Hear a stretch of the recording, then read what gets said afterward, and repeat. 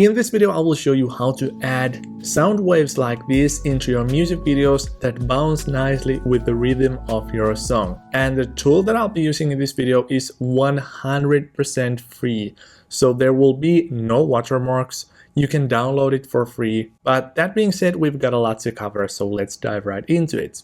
So as the first step, head over to this page called vizi.io and sign up so that you can export your creations. I'm going to use Google to save me from some clicks and from the hassle of having to remember my details. Then once you have signed in, choose the editor feature on the top left corner. Then once the page has loaded, you can either choose one of these pre-built audio sound wave visualizers, or you can just click anywhere to make it go away. Then click on this Choose Audio section here at the bottom right corner. This allows you to upload a song into the view. And now if you hit play, you will see the audio visualizer in action.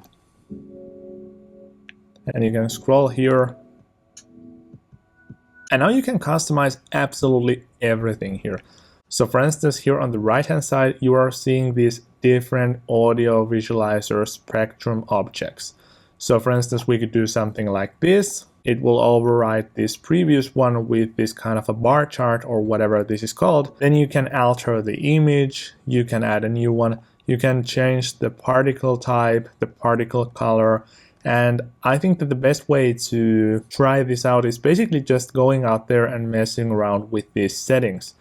So you can make the particles be more aggressive, be more subtle, be in different color, be more transparent, make them larger, smaller, and whatever. You can basically do everything here. And whatever you end up doing here, when you're happy with your result, all you need to do is head over to this left-hand side where it says File and click on Export. And you don't need to touch these export settings if you don't want to. However, please don't get confused about this end time here. So the default end time is going to be for the entire duration of your video.